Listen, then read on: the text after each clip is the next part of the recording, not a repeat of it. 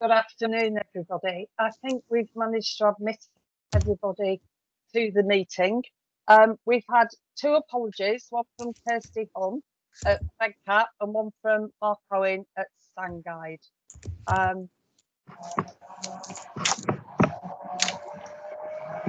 think we've got a few people who aren't on mute, so just ask if anybody can check they're on mute, unless you are about to speak. At the last CARES Forum meeting, we agreed to meet again after the spending review. We've invited Tony Wilson to talk to us about his oversight of the spending review, and then afterwards we can open that up to a discussion about the restart commissioning and what you may want from ERSA during that process. But shall we start with Tony, who I know has joined the meeting. So I'd like to introduce someone who needs no introduction, but it's Tony Wilson from the Institute of Employability. Tony.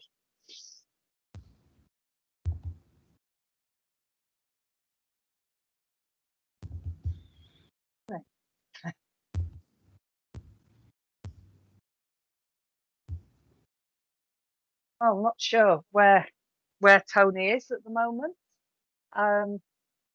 So let's see, appears in a minute. Shall I just fill in the time by giving you an update from something that we talked about at the last meeting? We've previously talked about the data and financial security requirements that the DWP have proposed. And as you will know, I wrote to Mark Lee with the sector's concerns about the costs and the implications for the total sector and total supply chains around those requirements, and they are being considered. And yesterday, Mark Lee asked if ERSA would do a survey of the sector about organisations who already have those data and financial things in place, but also just whether smaller organisations have the capacity and the financial resource to get those standards. So that survey, I'm assuming, will go out next week. So some progress, very positive email exchange with the commercial team. So hopefully we can play our part in making this less painful for the sector. So I'm going to try and go to Tony Wilson again. Hi, can you hear me? Yeah, we can hear you, Tony. Right. Lovely. Hiya. So sorry, it's just complete. My Wi-Fi is just—it's the bane of my life. It's a story of lockdown, isn't it? So I'm so sorry about that. So hopefully, is it going? Does it sound okay? Is it going okay? Have I dropped out?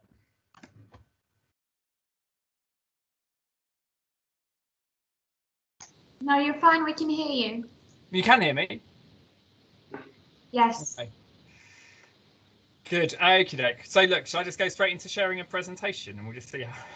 Yeah, go for it. Go for it. See how we go. I think somebody's just I don't know. Just interrupt me if it all goes wrong. I don't know.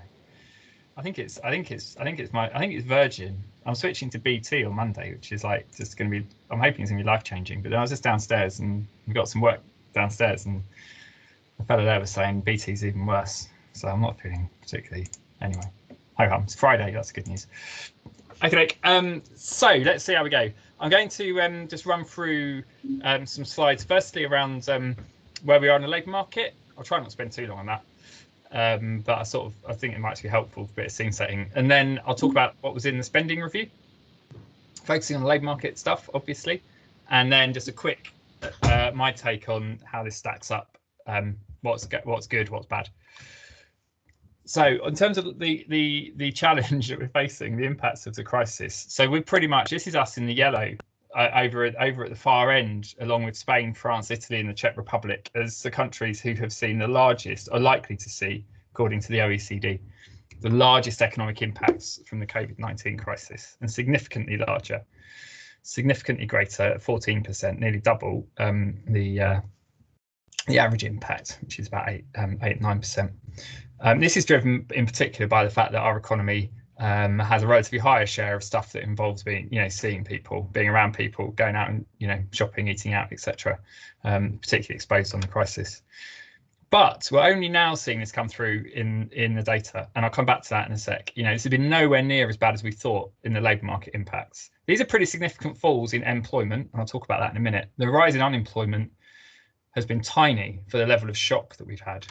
And one of the graphs from the OBR, the Office of Budget Responsibility, the government's official forecaster that they produced earlier in the week, illustrates this really well, far better than I had thought to illustrate it. If you look at what has been, the composite impact of the fall in GDP, or the component parts of the fall in GDP, has been overwhelmingly in this pandemic, which is this crisis, which is the one on the far right. This has been driven by the collapse in hours, tiny impact so far from employment, and a bit of an impact from productivity too. But it's interesting looking at previous crises, because actually you look at the other three crises. This is a nice way to look at what happened.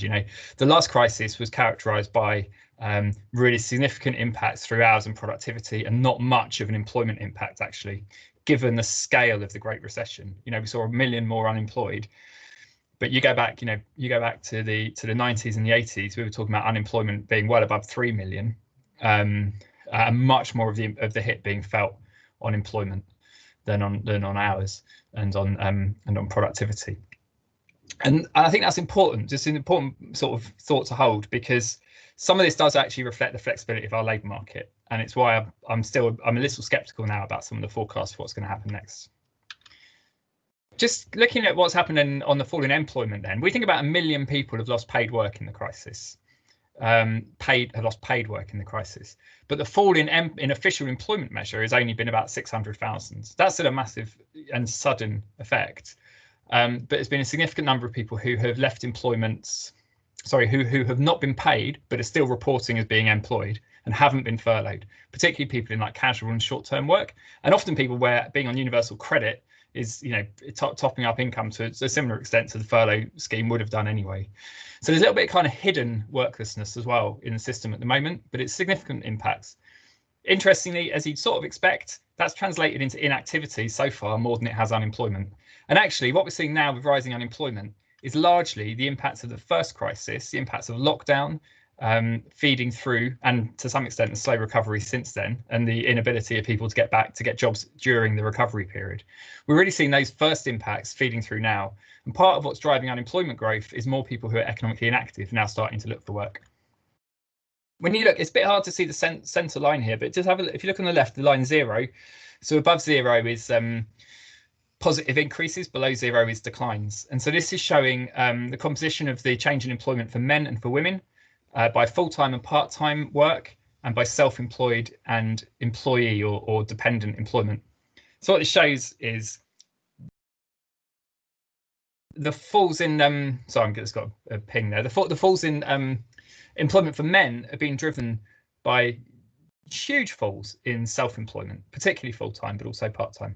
And employee numbers, full-time employment has increased. Full-time employee employment has increased a little bit for men, but for women, actually, the fall in employment is being driven by part-time work, mainly employee work, but we're actually seeing record levels now of full-time employee employment amongst women. So what's going on there? Some of that will be second earners increasing from part-time to full-time work because the primary earner has lost income or lost work.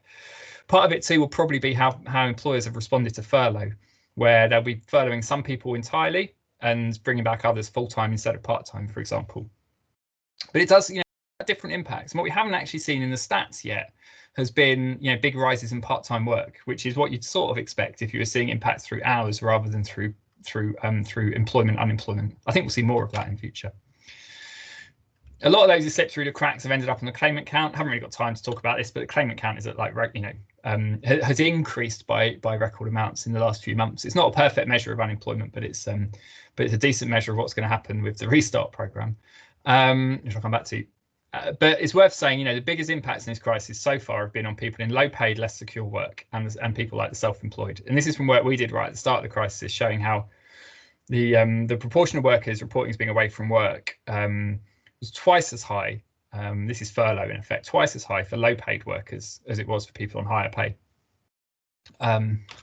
And we've all seen what happened in self-employed. I did a session for ERSA colleagues on self-employment previously, so some of you may have been on that, but really huge falls in self-employment. It doesn't tell the whole story. I'll come back to that in a sec. But when I was saying like we're still seeing the impacts of the first crisis, what I mean is that the first crisis was when we had all of the job losses. It was that period. It was that period, March, April, May.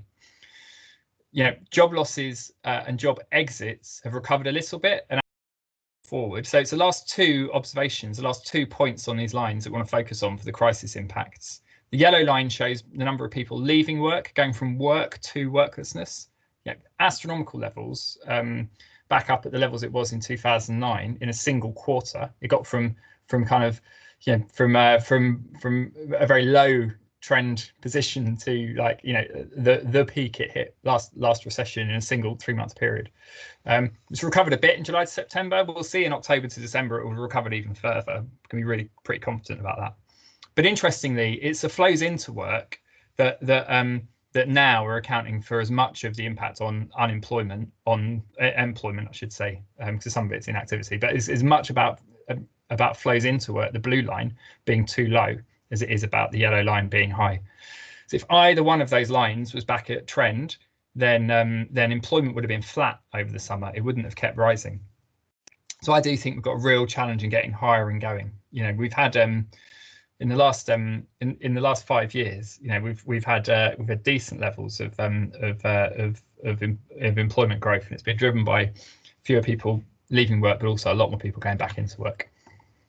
Don't worry about it. This illustrates the point that if you look at the blue bars and the first lockdown and the reopening, it illustrates the point that fewer people were moving into work in the reopening in July to September than in April to June when the economy was locked down, which largely reflects really massive spare capacity in the economy and huge uncertainty amongst employers. Interesting to note, just on the line which runs through the middle here, that's people moving from job to job, and that declined really significantly. That was down in April to June, even lower in July to September. All things being equal, if we get a decent recovery, this works in our favour as people trying to work with those who are unemployed. And this is what happened in the last recession as well. Fewer people move from job to job, which means that employers have to are more likely to be recruiting from the unemployed group in order to fill vacancies. So all things being equal, that's lower job to job moves kind of helps us in the short term in trying to reduce unemployment if we get the support right. Now this is slightly complicated, but I'll just try and explain it really quickly. The above the zero line is inflows to self-employment, and below is outflows from self-employment. So I'm trying to show what is it that's explaining the big falls in self-employment. And interestingly, it's a combination of lower inflows. The bars on the right hand side above the line are a lot lower than the ones beforehand. So there's fewer people becoming self-employed, but it is also obviously, of course, people flowing out of self-employment, so leaving self-employment. But look, the largest flow out of self-employment is the dark grey, is the grey colour, and that's people leaving self-employment to become employees. It's not people becoming workless. 2/3 of exits from self-employment are self-employed people taking up employee-dependent employment. On the other hand, when you look at inflows, you can see quite a significant fall, about a halving in the number of people who are employees choosing to become self-employed, which is the blue line. And a fall too in the number moving in from worklessness. So the self-employed fall is in part explained by people getting more secure work as much as it is by people exiting the labour market. Worth saying the job retention scheme has definitely worked. It put 9 million jobs on ice in the recession, and important sort of to hold this thought too, it wasn't just accommodation, it wasn't just hospitality and retail, those were the biggest sectors. It was also things like manufacturing and construction.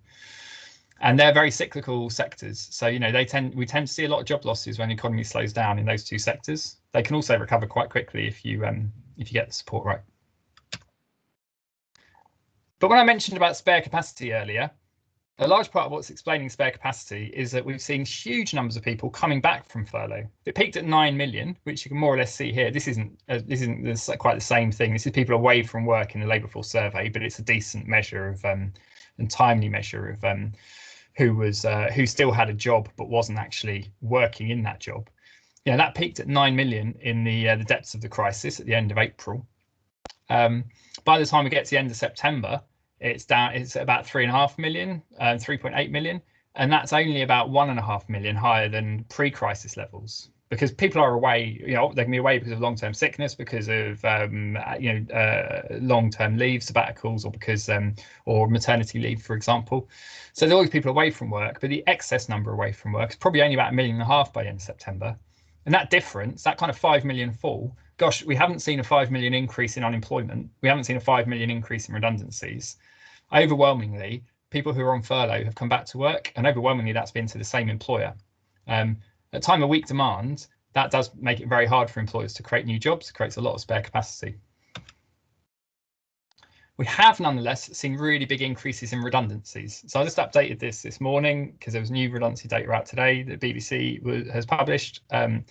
Odd that the BBC are now publishing redundancy data, but the government refuses to, so they get it through FOIs every month.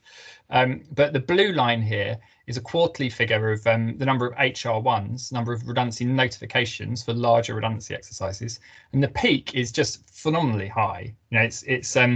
It's double what it was in the 2009 recession, the quarterly peak, and significantly higher than any point since. The good news is it's fallen back.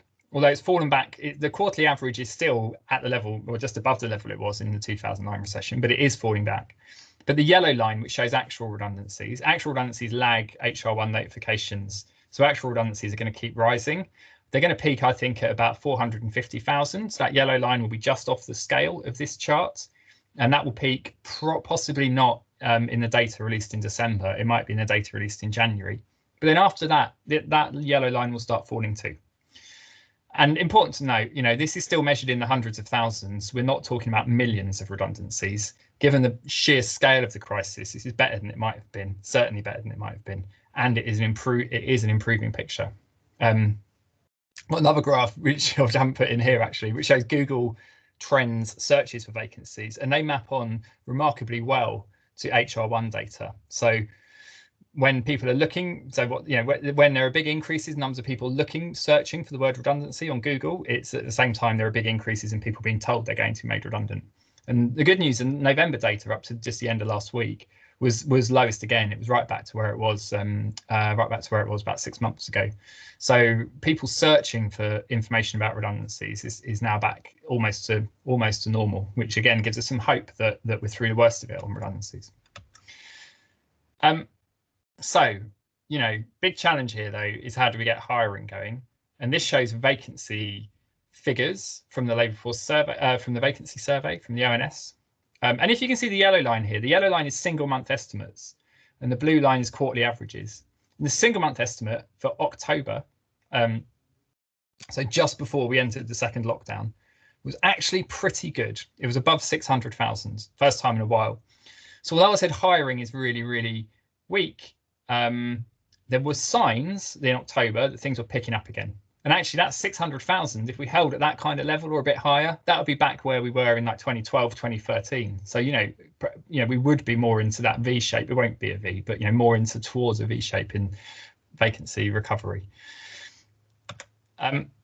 Final point, though, I think this is final point. I know I've got a couple more points, sorry, but a near final point on labour market impacts is even when sectors are declining, the good news for you as welfare to work, or whatever we call ourselves now, employment services professionals, is that even when a lot of sectors are declining, there are still sectors that are growing. And we're currently doing some occupational analysis to get right into the weeds of which occupations are growing and how much do they pay, and what are the prospects. But even just at this high level, single digit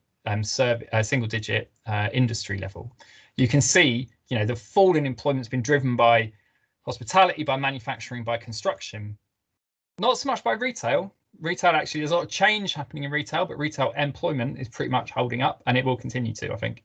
But on the right hand side, we've got growth in often quite well paying sectors and industries: finance and insurance, public services, and some of the professions. So this isn't a straightforward catastrophic collapse. We haven't closed the whole economy.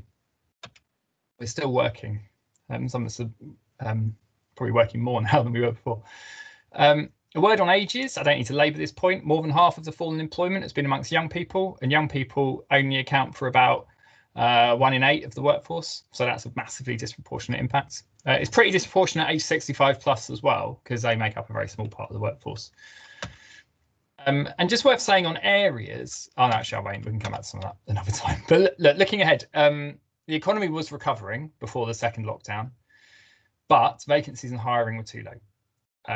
I think most employers want to do the right thing, and they're focused on recovery. They want to bring people back, and there's a lot of employers that are growing and want to take more people on. But those bringing people back have got a lot of spare capacity, particularly because of the job, because they don't want to lay people off, I think, and redundancies have been lower than they might have been.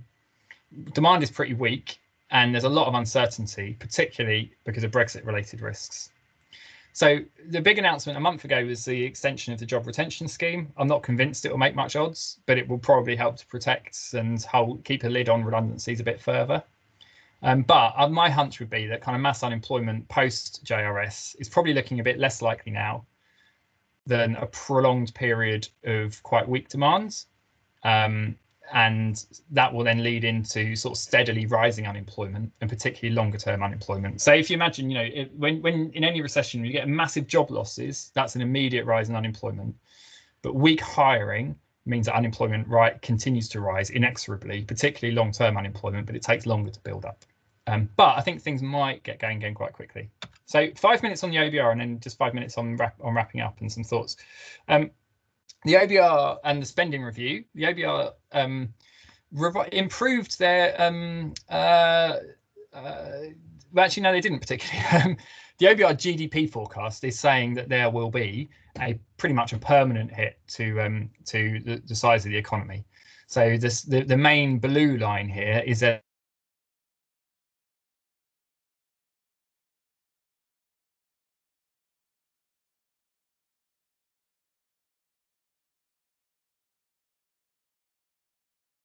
am I back?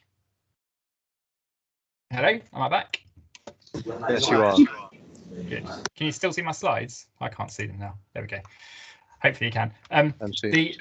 Okay, so but what's interesting here is that actually the recovery so far has been a little bit ahead of what the OBR forecast in July. The purple line is what they forecast in July.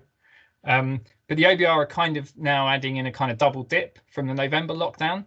And so they're assuming that it ends up in basically the same place as it did in July. So then you can kind of be optimistic or pessimistic here. They put in a range, but on the optimistic side, there isn't a permanent scar to the economy at all, and we get back to trend growth. We get back to sort of where we were expecting to be in 2 years' time. On the pessimistic side, there could be a triple dip. There could be a further dip at the end of 2021. But this is a pretty big economic hit that we have to deal with. There's a real sectoral effect here. So reading from left to right is the GDP impact over the first 4 months of the year, the GDP impact over up until November, and the forecast GDP impact to next spring. And this is hitting hospitality really hard. Construction, I talked about the cyclical nature of the impacts on construction. They're forecasting quite a significant improvement in the latter part of the forecast period as you move to the right. Retail though, look, retail 36% impact January to April, but that recovers to only a -2 impact when you look over 15 months. So they're quite a strong bounce back they're forecasting, which seems pretty likely to me actually, I must say, and so on and so forth. So there's a really strong sectoral dimension to this which we need to recognise. But what the one that a lot of us kind of went straight to when the OBR published their forecast was what they're saying on unemployment. And this is just remarkable. The July forecast of unemployment was that it would peak at 12%. They now revised that down. So instead of it growing by 8 percentage points, it's going to grow by less than 4 percentage points on their central scenario. And the central scenario now is the dark blue line. So peaking at 7.5, which is about 2.5 million. And that peak's going to take a while. And that the fact it takes a while shows that they also think it's going to be driven by weak hiring rather than by job losses. But again, the high scenario and the low scenario give you quite a big range. If I was going to pick one, I would be much more looking at the low than the high. I don't buy the high scenario at all. And I do think unemployment might well surprise on the upside, because but it could well be because we see more of a hit on hours and earnings than we do on unemployment. Employers keeping people on more than they were planning, more than we were anticipating they would, and some recovery in employment, but the recovery being in hiring, but that being driven by temporary and shorter hours work.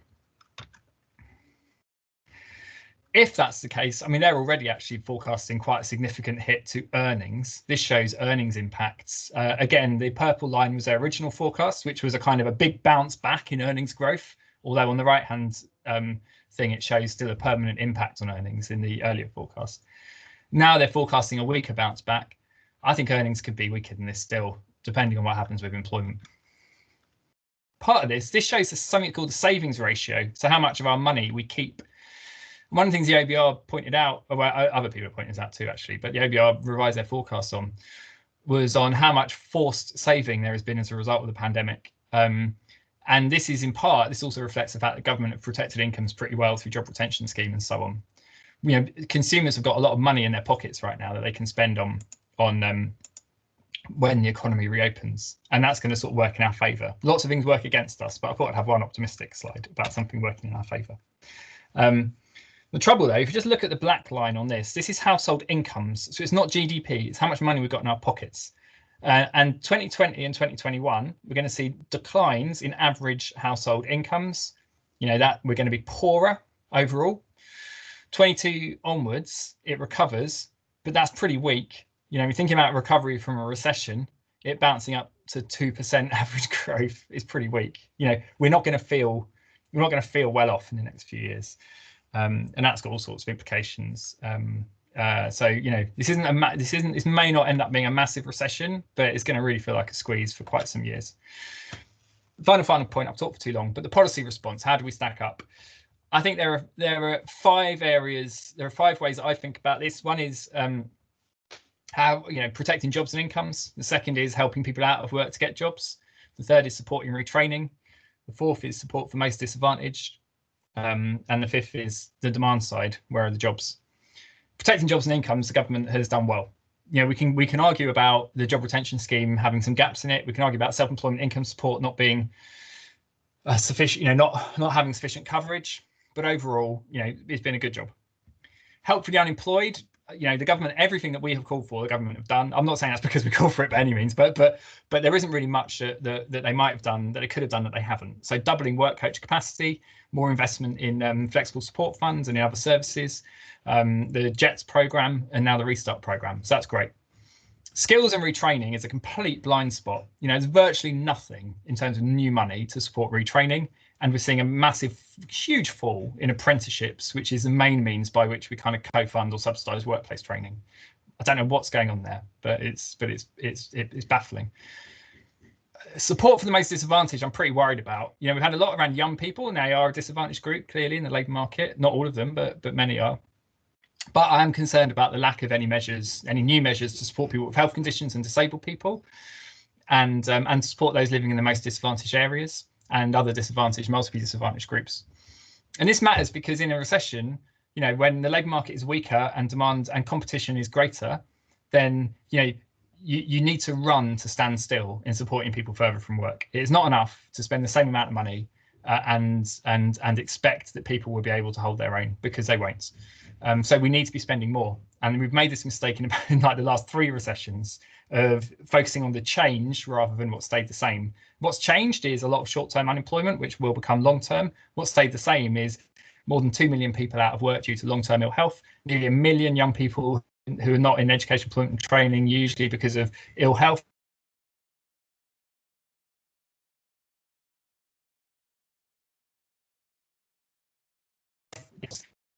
Because of childcare needs.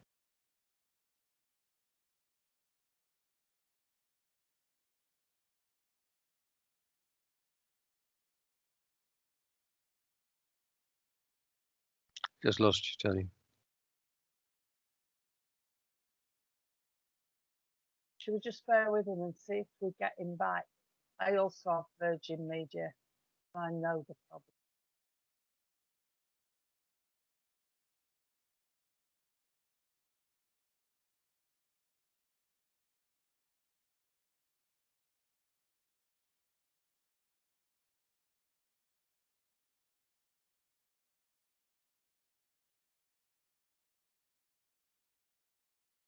volumes you had in the first early months of the work programme, about 200,000 I would anticipate, it's then going to drop off quite quickly. And I think you'll be down to the sort of volumes you had in the latter years of the work programme.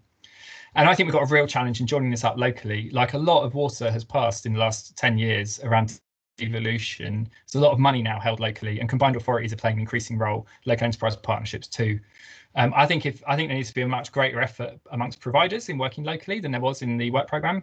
So it's sort of a challenge for you. But I do also think the local areas are going to have to engage much better with contracted programmes too. So there's a way, there are ways we can think about doing that. Youth employment, I'm worried that we're just throwing a lot of stuff at it, and we're not really guaranteeing that people will get a job or work experience or a good quality training place. And I think there's a point about system coherence for those where people are newly unemployed, and how we make the most of the really welcome investment across the piece in support. On that, support for those who are most disadvantaged, I mentioned some of this already, but shared prosperity funds, the government, I think, have done a bit of sort of smoke and mirrors on this, and it's about half the size we're anticipating, and I think that's disappointing. I think that's worrying, particularly if you subscribe to the levelling up agenda. And then a final point about how do we boost demand. You will know better than me. There's jobs come up all the time everywhere, and the challenge is helping people get this sort of positive mindset and then the right support to fill those jobs. But we will need more. We'll need a lot more than we've got over the next 6 months, in particular, next 6 months. And most of what the government's announced is jam tomorrow, big investment programs. So I think there's more we can do to support demand. So look, I'm sorry, I've talked a long time there. You've got 2 hours, but I guess you don't want to fit it all with listening to me. But over to you. Very happy to take any questions or discuss any of that. Yeah, Tony, it might be handy just to leave up the discussion slide you have. Yeah, of course. I'll just do that now. Yeah, so spending, I should have just said, you asked me to talk about spending review. I've talked about a bit of it. The spending review didn't have a huge amount in it, to be honest. That was actually relevant for us. With headline of the restart envelope, and the shared prosperity fund, and it being smaller than we thought. But I'm happy to talk about that as well. Hey, if we got any questions for Tony or contributions, should we use the raising hand function?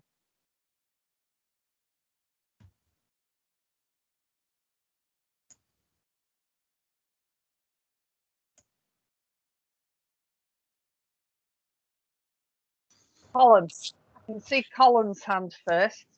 Yeah, I'm gonna use the dreaded Brexit word, and the OBR assumptions, I think, assume some sort of, they don't assume a no-deal Brexit, do they? No, that's right. They don't, and they assume a sort of similar level of economic impact if we had no deal. And so I think I think this is a huge risk. I'm an optimist, and I can't actually see people. Maybe I'll just try and share that once more. I'm sort of an optimist, and I still think we will get a deal. Surely we'll get a deal. But if we don't, then yeah, I think this is going to be a really significant challenge in the early part of next year, and that could well precipitate a double dip or a triple dip or whatever. If we get a deal, and if it's a reasonable deal, on the other hand, we might actually, we might actually see quite significant upsides. Employer investment and capital investment generally business investment has been really low. It's been low for a while, but it's been massively obviously hit by the crisis as well. And I wonder how much is kind of waiting to see what happens on Brexit. So there could be upside if we can get a decent deal. I really hope we do. Yeah. Thank you. Adrian, I can see your hands raised as well.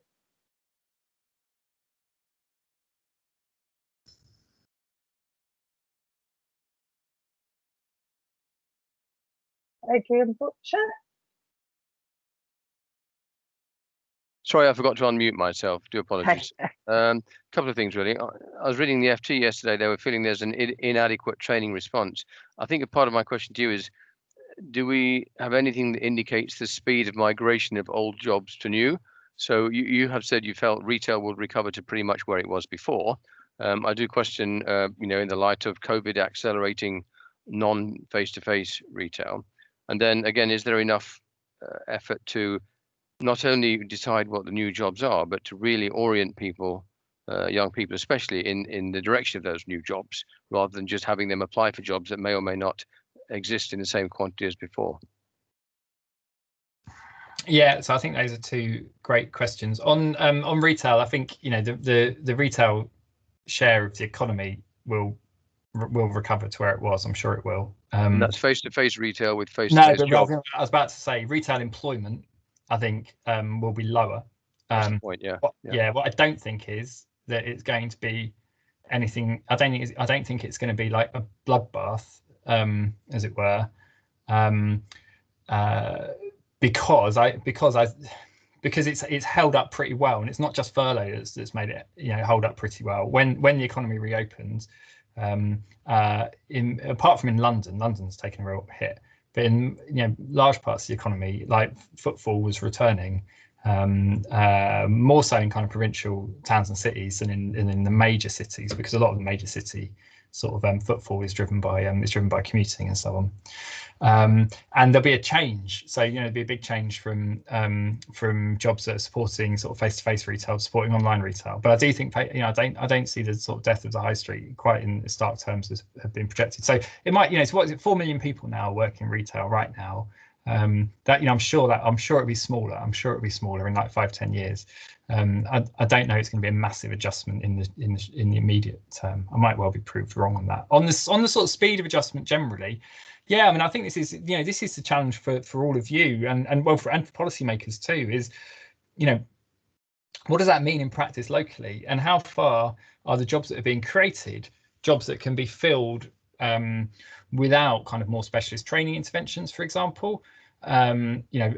Jobs where people can enter at kind of a more of an entry level and work their way through or work their way up. And how far actually do we need to really, do we need to take people away from the labour market to train them up for jobs that do require more training investment and job specific investment and training and skills?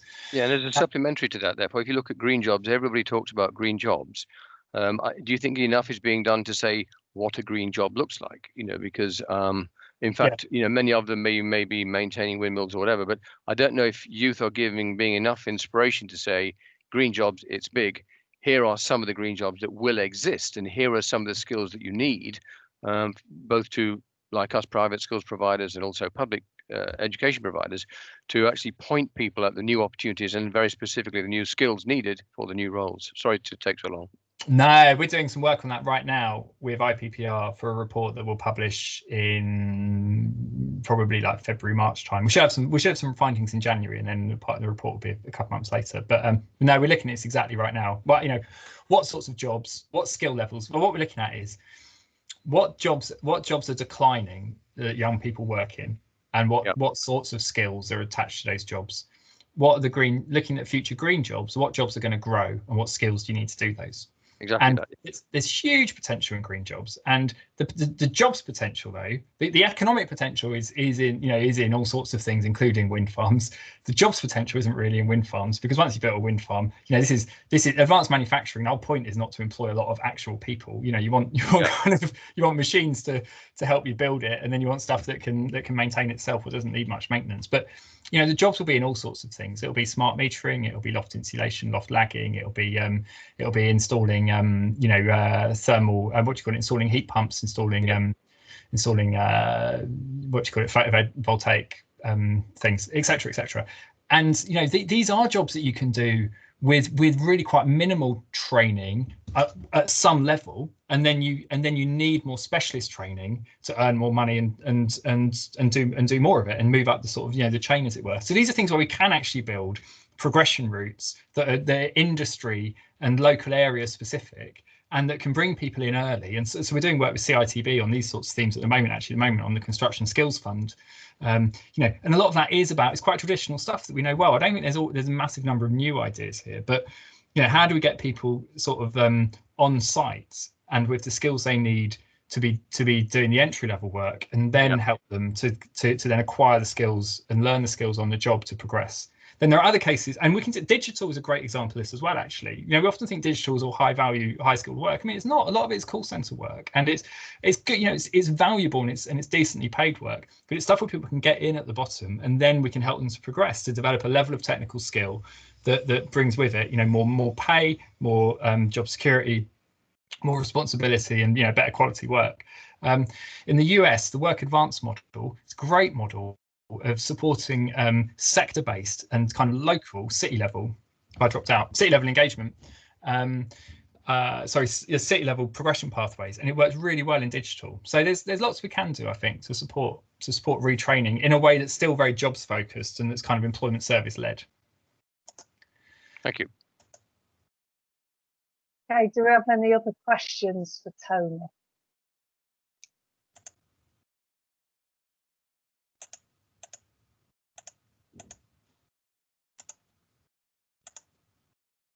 No? Obviously, Yes, we can get the we have. presentation. We've got a couple there, I think. Have we? Yeah, Or have we? Narinda's raised their hand. Hi there.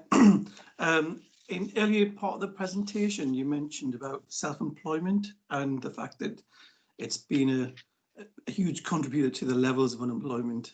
Do you want to explain a little bit more about that? I mean, it's something that obviously in terms of these new programs, and I've been involved in New Enterprise Allowance a lot, but in terms of the programs that'll come on stream, in terms of supporting those people back into self-employment, or supporting them if they've fallen off the track, as it were, in terms of self-employment, and re-engage with that sector. So yeah, so we've had like, so it's a few, so it's been 500,000 fall in self-employment, but about half of that has been self-employed people becoming employees, or fewer employees becoming self-employed, if you like, and about half of that has been worklessness.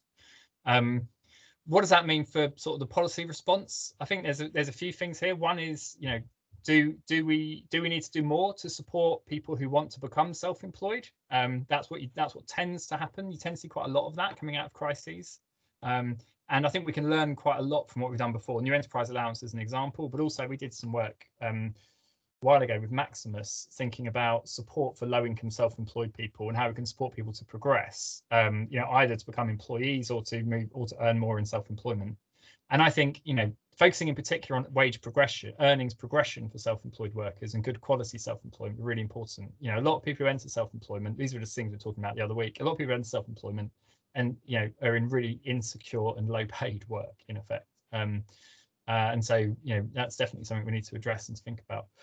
Then the second point is, how do we support people who are losing self-employment, and they just slip through the cracks terribly, I think. You know, they get picked up in the benefit system, but in effect, if you've worked for yourself or as a freelancer for a long period of time, your needs are going to be very, very different to they are if you've recently left work. There's a point about how we can better sort of support that as well. I think these are, you know, I would say for anyone who's thinking, you know, if you're thinking about your bids and how you frame them, thinking really carefully about self-employment, but thinking in particular about flows and about who, you know, where do people come from and where are they going to? What did they want to do in the past? What do they want to do in the future? And how does your service offer stack up for those groups? I think it's really, really important. sorry, can I just ask, just in terms of your insight on this, is there any, well, should there be, should I say, any support or thinking or policy development around the fact that actually a lot of people who are moving to self-employment, especially the sort of on the low income scale, then, you know, as you said, moving into employment, actually that's a good pathway to find employment. Absolutely. You go back pre-crisis, sorry, yeah, if you go back pre-crisis, that was kind of where the department were as well. It was, we've got a lot of low-income self-employment. We've got a lot of low-paid people, and how do we help the low-paid? And then a realization, gosh, a lot of low-paid employment is self-employment. It's not earnings employment. You know, it's pretty much certain by the end of this parliament we will have abolished low pay, in as far as it will not be, you know, the minimum, the national living wage will be higher than 60% of median earnings. So it will be impossible to have an hourly wage as an employee which is below the low pay threshold. So if you're low paid, it'll be because you don't have enough hours rather than because you don't have enough rather than because of your salary, you know, your hourly wage.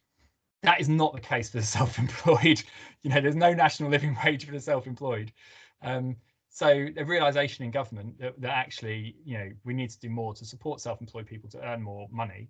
And actually, the prevailing kind of view in government, which is correct in as far as this is what the data tells us, is that the main way you can improve earnings is by finding another job. Job really means an employee. That kind of view pre-crisis, I'm not sure. We need something different response though, because so it's perfectly legitimate, and people want to be self-employed. So people want to be self-employed. Let's help them be self-employed in decent jobs that pay them well. So I do think that's going to be an important part of the response as well. Thank you. I can see hands still raised. I don't know whether they're legacy hands or people have additional questions.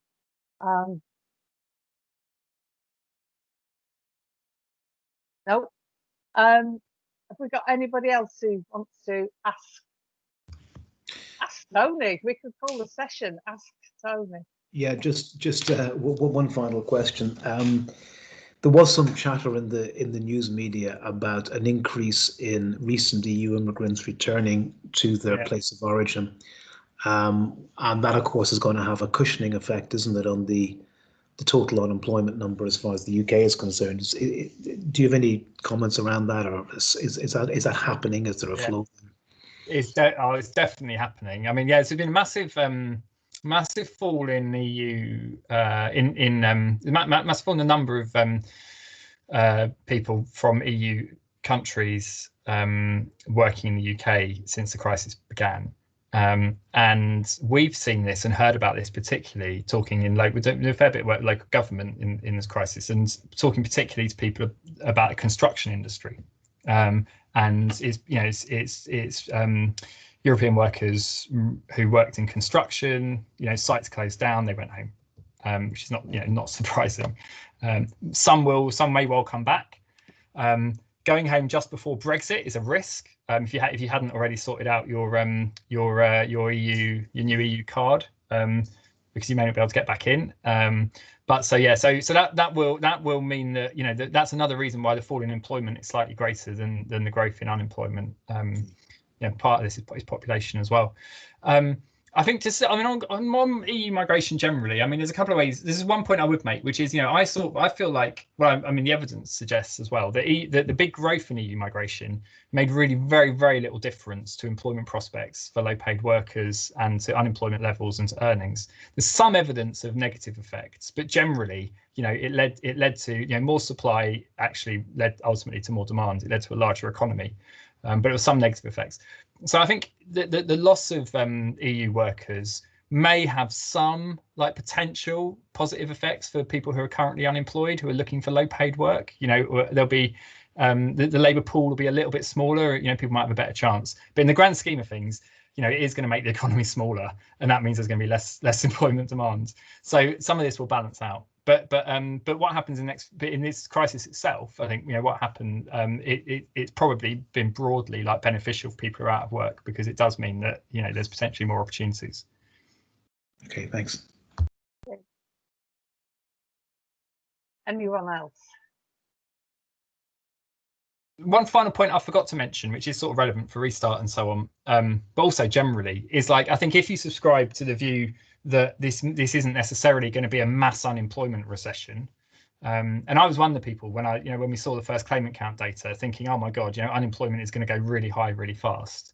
But if I'm now, when the data changes, you should change your mind, right? And I now feel like actually that looks less likely than a kind of impact on hours, impact on earnings.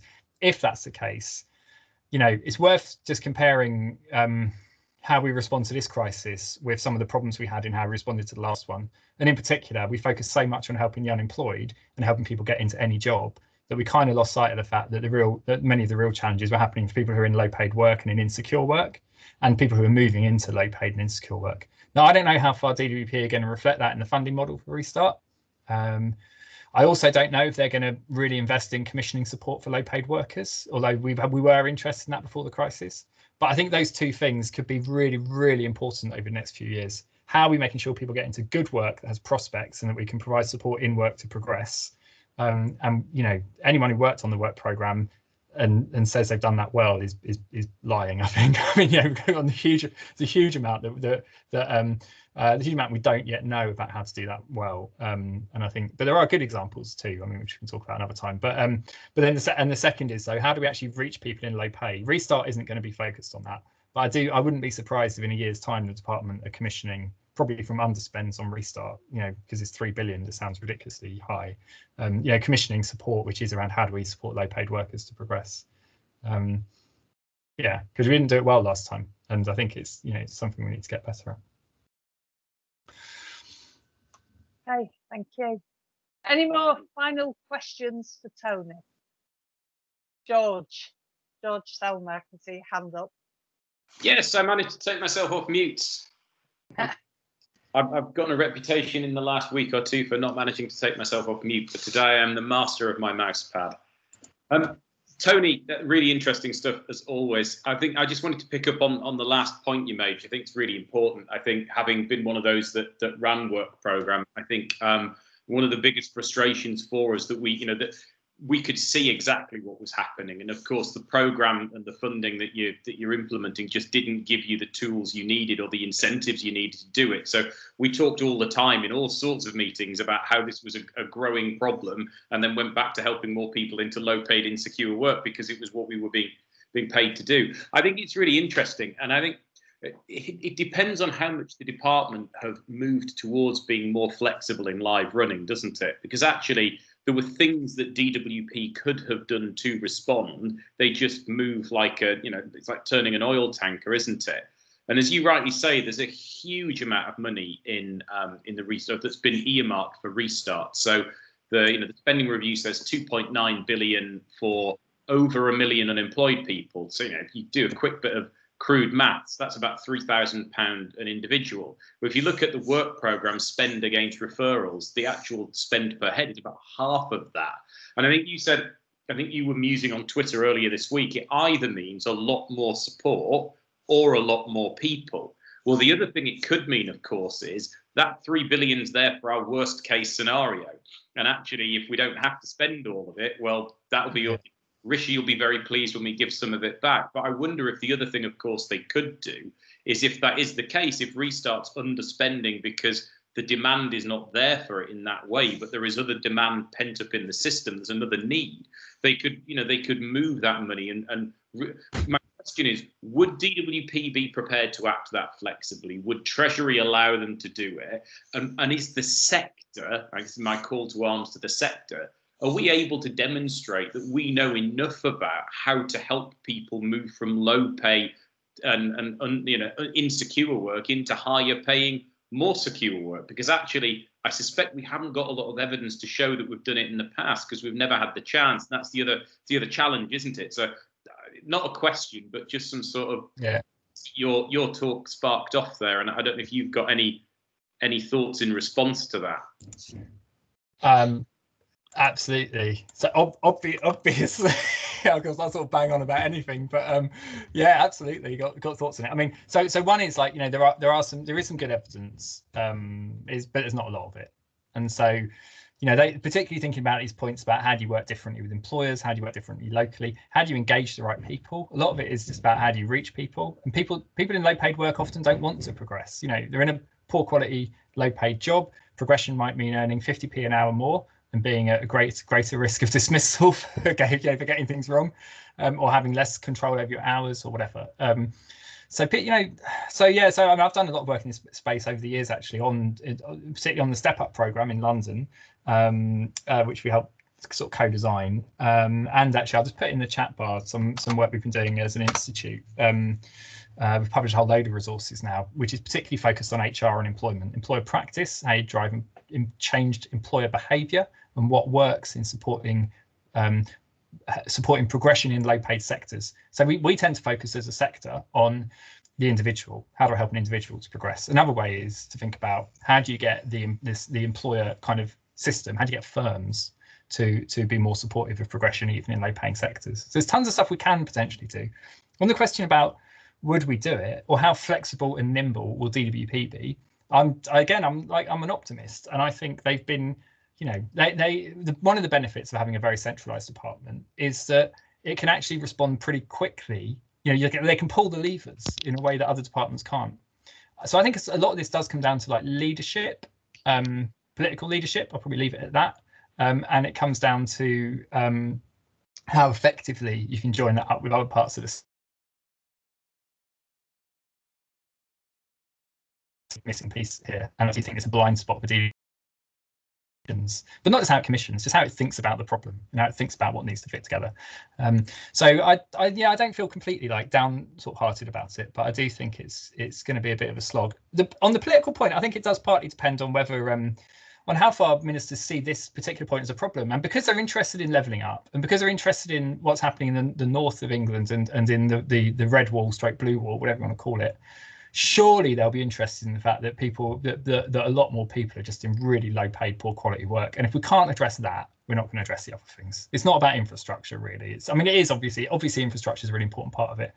But building new hospitals and building new roads won't change most people's experiences of work. So, you know, I think this is, really, really important, potentially really important focus for the next few years. Yeah, no, so I think that's interesting because it makes me feel less like I'm the only optimist in the building. So I think DWP are a slightly more evolved beast than they were maybe 10 years ago. And the commission, they are to think more flexibly and to adapt in whilst moving. And I think in this sort of situation, what else can you do? Because, I mean, as you've pointed out, the data now looks really different to how the data looked 3 or 4 months ago, doesn't it? And I suspect in 4 months' time, you're going to be giving us another presentation in which it looks radically different again. Yeah, if you have me back. We'll always have you back, Tony. Okay, any more questions?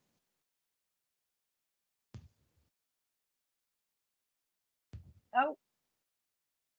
What always happens at the point at which I thank Tony or whoever, you get another flurry. But I'm watching the sidebar and I can't see any more questions. So thank you very much, Tony, for your time.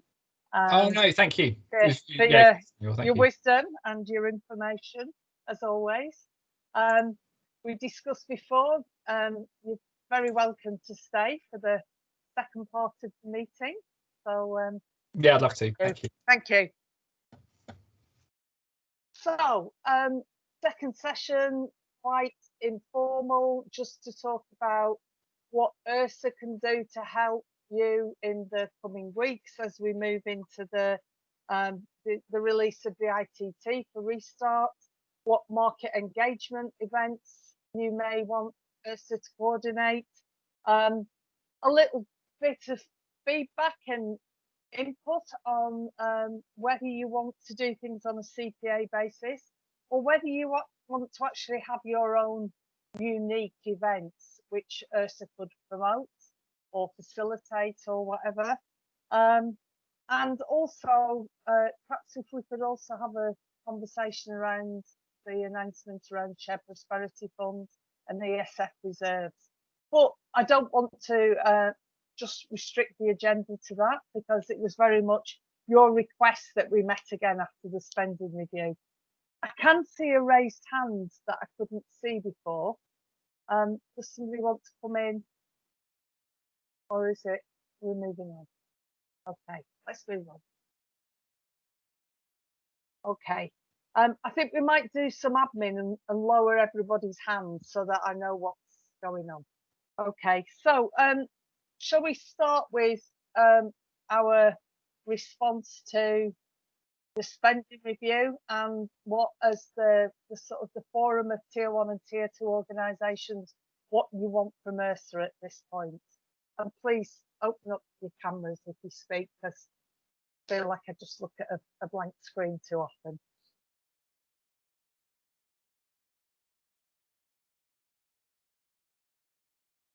Adrian, is that a raised hand now?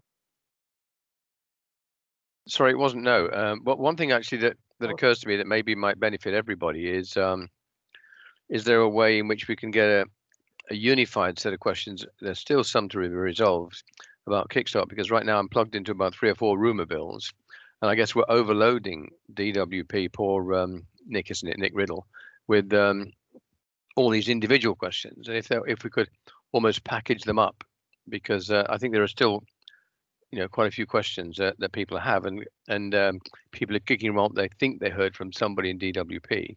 So it might help him and us if one could sort of unify that set of questions. That is certainly something that ERSA would like to do. Sometimes I get really worried when I see the Kickstart chat that's going on from previous events, because there's too much hearsay and speculation. Exactly, still. it's a grapevine, isn't it? Yeah. Yeah. So Laura and I occasionally go on that and say, this is the guidance from DWP, or let's coordinate the questions. But we certainly will do that, and we can put something out next week, and we'll have like a central portal for those questions, and we'll use it. We've got a new colleague who works with us 2 days a week, Adam Byrne, and I think it would be good if he coordinated the questions and we sent them once a week to Nick. I'm also aware I'm on the Greater Manchester Kickstart board, and some of the questions and the discussions there I know happened at Merseyside the week before and somewhere else the week before that. Yeah. We really, you're right, Adrian, we really need to get on top of this. And therefore, but just as a supplement to that, just set up a process for restart as well. So rather than go through the same sort of iteration all over again with restart, maybe find some efficient way of funneling inquiries from the start, so that we don't have this sort of same stress on DWP and ourselves. I think the good thing about restart is there will be an ITT, and people will know what is being procured. And I think with Kickstart, the announcement was made, the work began, and then the sort of the guidance was written, and the guidance has changed so many times. So it's been a bit more of a moving feast, but I certainly take on board what you're saying, Adrian. So one of the things, perhaps just to think about how we do manage that the restart process, for want of a better expression. I am this afternoon going to email the commercial team at the Department of Work and Pensions and ask them if they would do a restart event for the wider sector, because obviously organisations who are on tier 1 and organisations who've had one-to-one conversations and will continue to have with the department know what's being commissioned, know what the ITT looks like, and what we will get further down the supply chains in the more smaller local organisations is people who don't have that information asking, and that's when the speculation starts as well. So I think to set the scene across the CPAs would be a really good starting point. So that is the one thing that ERSA is intending to do, and the second thing that goes with that is our offer to help with market engagement, and to help with market engagement as a two-way process for those bidding and those who want to connect with the larger organisations. So open very much to anything you want to suggest, and we'll take it on board. Is there any other thoughts, contributions? So perhaps I could pose a question. We've had the Meet the Primes events, and we've had really good feedback on it. Lots of people slightly joked about it was like a beauty parade, but everybody was beautiful and it was great for the sector. But would you like anything on the CPA basis to meet smaller organisations, specialist organisations? Now we know what we think we know what the contract package areas are going to look like, or would you rather ERSA promote your own events, or a combination of both? And this is a perfect opportunity to just get some feedback about that. And if you don't want to go public today in the forum, just drop me an email afterwards to me and to Laura Benfield, because we really want to help with the market engagement, because this is going to be procured at speed with leave, and supply chains are going to be built over a holiday period. So, anybody, any thoughts, observations?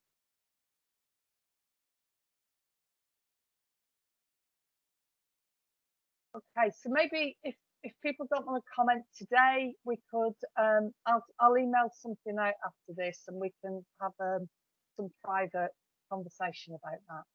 Okay.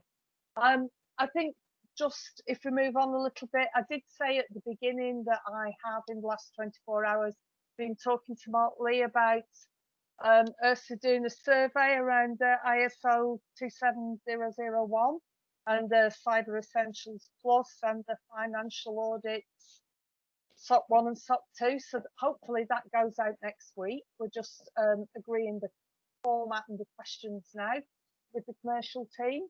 And the other thing is, after the spending review, we pulled together a few members of ERSA's UK SBF working group, and we are going now with an offer to the DWP, to Housing Communities, Local Government and Treasury of we can help you shape what the future looks like, we can help you consult with the sector, and we're trying to focus that on the ESF reserves and the underspend, as well as what may happen and what will happen with shared prosperity. So again, just we'll engage with you about that, because the expertise lies largely within this group. Okay, so I think maybe we have run our course today. Unless anybody wants to raise a hand and come in now, I'll just thank Tony again. Thank the people who asked questions and contributed, and draw it to a close. Okay. Have a good weekend, everybody. Thank you.